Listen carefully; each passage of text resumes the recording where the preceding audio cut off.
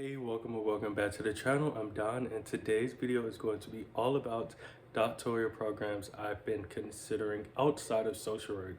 Now, this is not a video to discourage folks for pursuing a doctorate in social work. This is just to say that I have a very interdisciplinary background, a very interdisciplinary education. Even when I pursued my Master of Social Work, while I did not pursue a joint master degree, I specifically within oncology social work, I also pursued research in cancer epidemiology and completed an independent study with a faculty member in the School of Public Health at my alma mater. The first doctoral program that I've been pursuing outside, or I've been considering outside of social work, would be public health.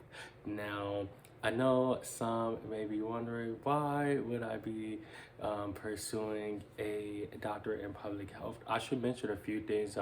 I'm interested in community-based research opportunities, and I'm also interested in, again, I share that when I pursue my final degree, if I pursue my final degree, I will be learning a new skill. It will be something that I cannot currently do with my master's. Now, I don't necessarily need a doctorate in public health to pursue this. I mean, I could pursue certificate programs, things of that nature. I like the thought of receiving a more scientific training to be able to conduct research. A lot of people think research is just, oh, you're just trying to find out about this thing and like you're just trying to publish to gain tenure. My research aspirations exceed that. If I pursue a research career or a research opportunity, it will be to create a treatment modality or an evidence-based approach to solving an issue, or it may be to write a book that has a stronger chance of being a bestseller because it's based on research. One doctoral program that I've been considering that's in public health, the program that I love, is of course Harvard's program. So they have a PhD in population science, which I absolutely love, and specifically I'd be able to strengthen my epidemiological approaches and research skills, which I do have an interest in. I mean, the more I work direct practice, I wonder if I'd be able to last my entire career working in direct practice. Some people do, and I think that's amazing, but that's not the case for everyone, and that's okay. The next doctorate that I've been considering is the Doctorate of Nursing Practice. Now, this I have a really huge smile about because this is something that I've been back and forth about for so long. I mean, even in undergrad, I contemplated changing my major to nursing so many times. Even when I was pre-med, like, I just absolutely love the work that nurses do, and I love just their outcomes and contributions to medicine and to patient populations. I absolutely love nurses. So when I think about the nursing practice for myself, it's really twofold. On one end, I really am interested in potentially being able to prescribe medication and being able to really enhance my expertise in psychiatric mental health and pursuing the DNP with a concentration in psychiatric mental health.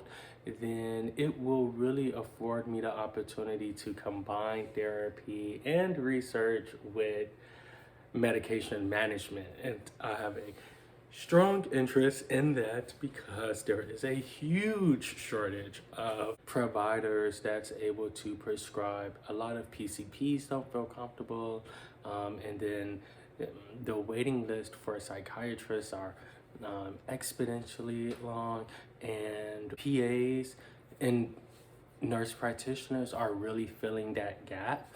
Some clinical psychologists are able to prescribe.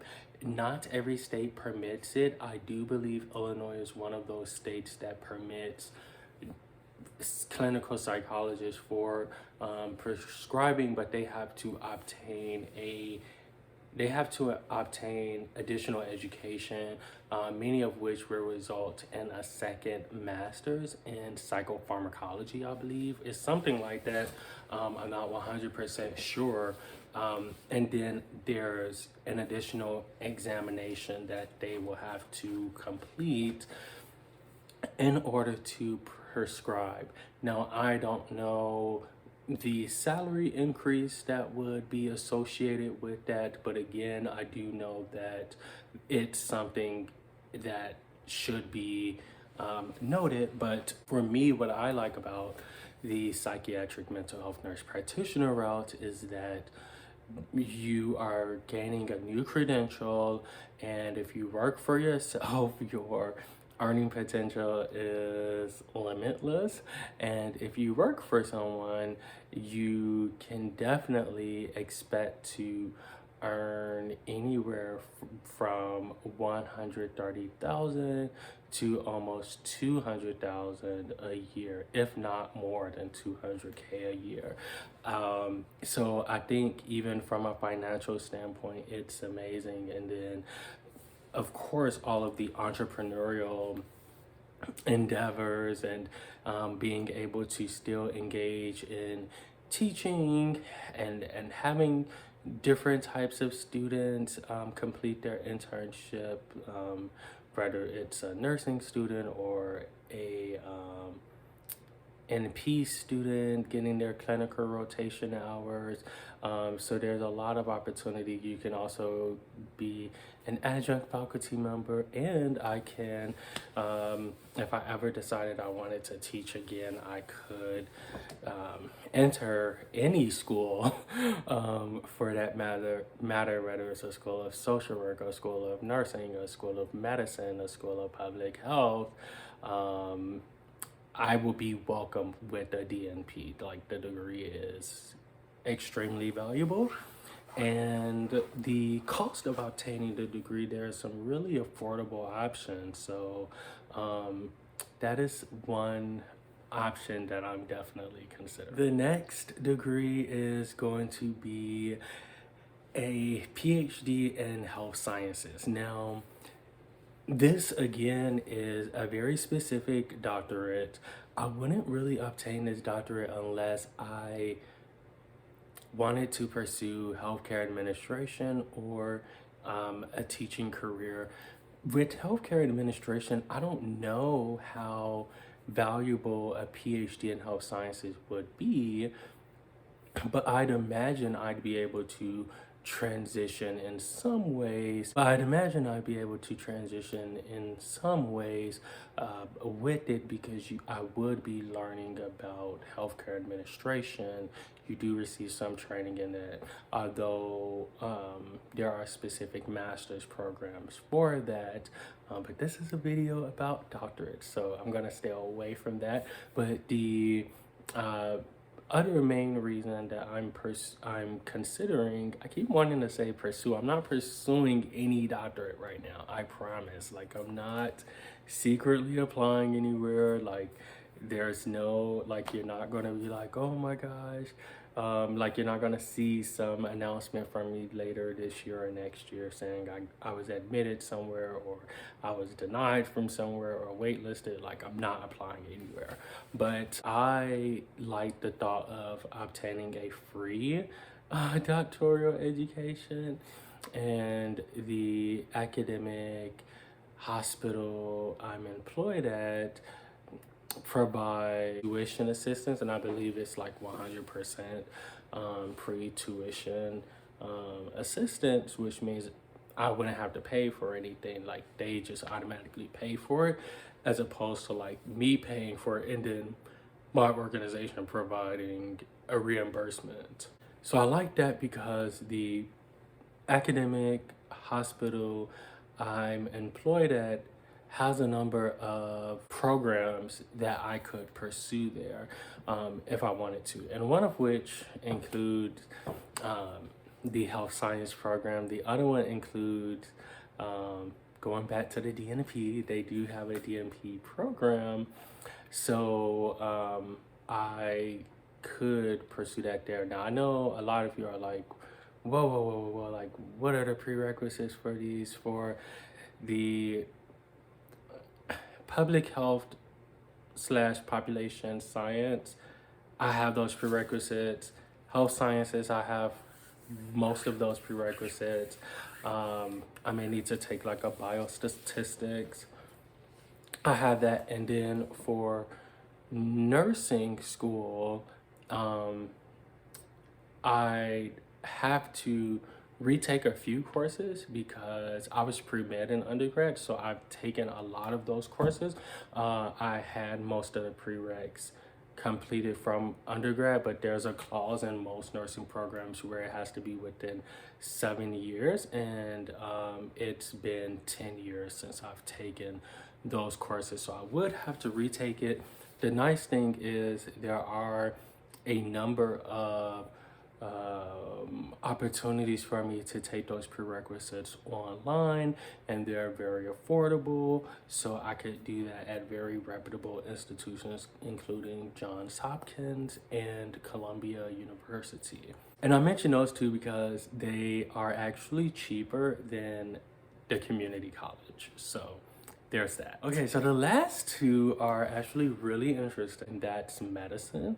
So I was pre-med. I studied neurobiology and completed the pre-med recs and like did research on neuroimmunology in particular. That's where like the cancer interest came in at.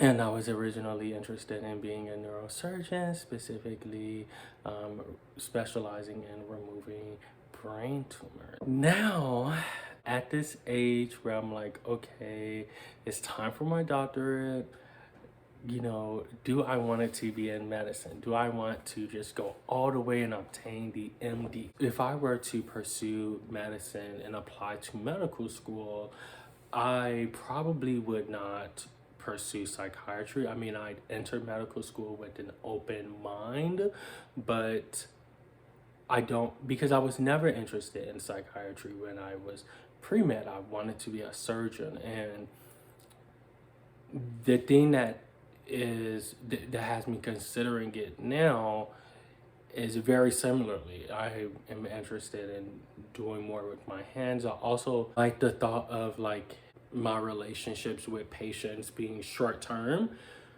versus versus the work that I do now. A lot of the relationships are ongoing, and so I'm with people until at times the end of life, or I'm helping people navigate survivorship or a new diagnosis, and that's going on like months or years in. So I mean, I think that for me, it would just have to be something really compelling for me to do that. I recognize the advantage of not having that continuity of care and just kind of getting in and out as a provider of some sort. But the thing that I've recognized that is maybe not for me in terms of the MD also is that the quality of life and the lifestyle of a physician, especially a surgeon, is not the most family friendly.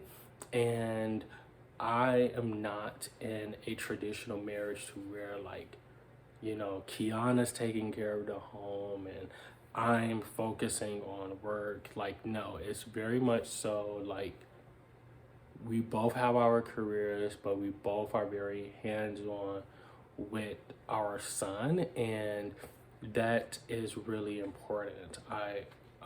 also am a caregiver to my mother, so I am also thinking about that as well in terms of my availability and present. That said, the last degree that I am thinking about, but there's a good chance I would not pursue due to like similar reasons of the MD, and that it's not the route that I'd like to go, which would be either healthcare law or really big law, or even mental health law, and like, you know, working with individuals for undergoing like malpractice lawsuits, or even helping individuals draft up the legal forms to start their practice. I'd be very interested in that, or even like the forensic aspects of mental health. But anyway, it would be a JD, and I would probably, even more than a mental health piece, be interested in big law. I have a friend who is practicing in big law. I also have some relatives on Kiana's side who are in big law, and I've learned a lot about it. I've been doing a lot of research, and by research I mean just like interviewing folks who are practicing attorneys who are in big law, and like they've attended T14 law schools, and even some who did not pursue T14 law schools but attended reputable law schools in their region and are successfully practicing in Chicago or whatever city they're in. And I like the thought of being able to brainstorm unique solutions to issues, and also just quite frankly the earning potential. Like it's big, it's different. So, and it's a new skill. Again, there's a lot of people who have and this is a video that I'm going to do after this video, and that's joint MSW programs you should consider, but one of which are JD and MSW programs. That's not uncommon. I took a law class in grad school, and our professor was taught by JD, taught by an attorney, and I really enjoyed it. So I think for me, again, it's just thinking about doctoral programs that's going to allow me to gain a new skill and be able to broaden my horizons, but also kind of pursue paths that would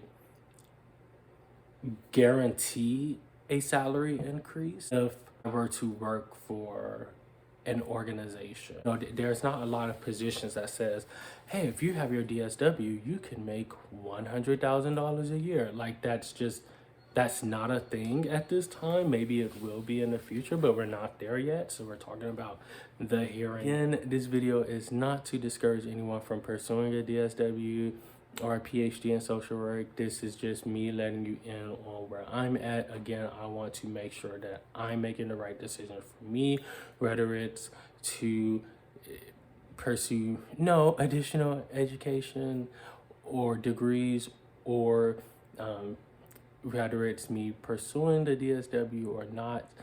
I want to make sure that I'm making an informed decision, knowing that whatever program I enroll in last, that's it. I'm not doing anything else. I'm not going back. I don't care how many times my dreams change. Like, that's just who I am. Like, I'm very much so practical in that way.